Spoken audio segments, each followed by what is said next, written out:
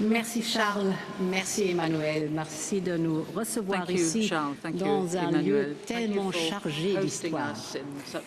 Car c'est bien l'avenir de l'Ukraine et l'histoire à venir de l'Union européenne et de nos démocraties qui s'écrit en ce moment. Car de fait, nos destins sont liés. L'Ukraine fait partie de la famille européenne. L'agression de Poutine contre l'Ukraine est une agression contre tous les principes qui nous sont chers. C'est une attaque contre les démocraties, contre la souveraineté des États, contre la liberté d'un peuple de choisir son destin et de façonner son avenir. La façon dont nous répondons aujourd'hui à l'odieuse attaque de la Russie contre l'Ukraine va déterminer tant l'avenir de l'Ukraine que celui de notre Union et même au-delà du continent européen. Alors restons fidèles aux principes qui ont guidé jusqu'ici notre réponse commune. C'est la responsabilité, c'est l'unité, c'est la solidarité et c'est la détermination. This crisis has indeed made us face up to our responsibilities in the face of a new reality. First, our duty to continue ensuring reliable, secure and affordable supply of energy to European consumers. In the midterm, this means getting rid of our dependency on Russian gas by diversification of supply, by massively investing in renewables. Renewables are homegrown, they create jobs here in Europe. They are a strategic investment in our security and in our independence. And this is why the European Commission outlined Repower EU this week. Repower EU is a plan to diversify suppliers and switch to renewables. By mid-May, we will come up with a proposal to phase out our dependency on Russian gas, oil and coal by 2027, backed by the necessary national and European resources. But we also addressed energy price spikes. By mid-May, the Commission will present options to optimize the electricity market design so that it better supports the green transition.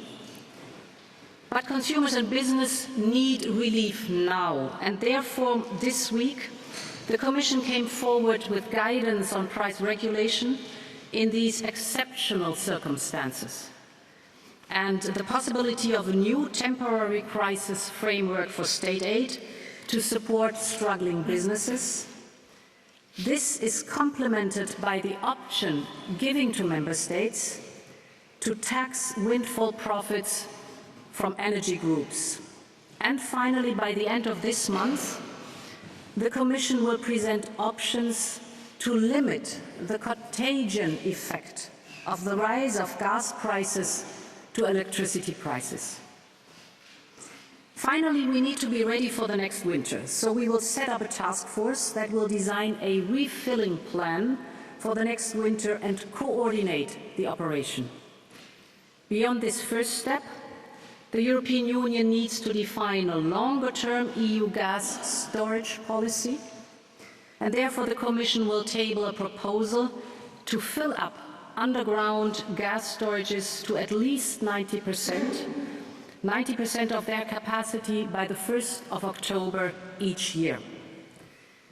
So you see, it's a whole big package, and this will be our insurance policy against supply disruption. Similarly, the leaders also discussed food prices and global food security. And here too the Commission will come forward with options to address these important issues. Putin's war has also fundamentally altered Europe's security environment. To defend Europe, we will need different forces and different capabilities. Significant additional defence investments in Europe will be needed, and I welcome that some leaders have announced ambitious steps to increase defence spending. More will follow. But we need to avoid fragmentation. Thus, we need a coordinated approach, because this only will ensure that we maintain a military technological edge in our European industrial base and that interoperability is given between our European armed forces. This will be the focus of our work in the next weeks to come. I want to be very clear that we need to closely coordinate also with NATO. NATO is the strongest military alliance in the world. Thus, I welcome that the leaders have tasked us to prepare an analysis of the defense investment gaps and to make sure that we have a clear plan how to deal with those gaps in Europe by mid-May, when the Commission is presenting the results of this undertaking. The second principle I mentioned was unity. It certainly guided us when we swiftly imposed altogether 3 successive waves of sanctions on the Kremlin. With an immediate, hard-hitting effect, we will now come forward with a 4th package of sanctions. These sanctions will further isolate Russia from the global economic system, increasing further the cost of Putin's invasion to Ukraine. And finally, a word on solidarity, which so many Europeans are showing shining examples of in these days by welcoming with open arms more than 2 million people who have now fled the war in Ukraine. I want to thank all EU member states, and in particular the countries in the front line, that is Poland, Romania, Slovakia and Hungary, and of course our partner Moldova. Because the people of Ukraine need and deserve all support, and so do the countries that welcome them. The Commission has set up a solidarity platform to coordinate operational and financial support and reception capacity. We're also using the flexibility of the EU budget to the fullest, so that member states can finance actions for refugees, like, for example, housing or schooling or medical care and other topics. This flexibility within the Commission could free several billion euros over the coming years for exactly these purposes. The Ukrainian people are showing immense courage. And a people that stands up so bravely for European values is clearly part of the European family of nations. So while this terrible war rages on, we should already reflect carefully about what comes next.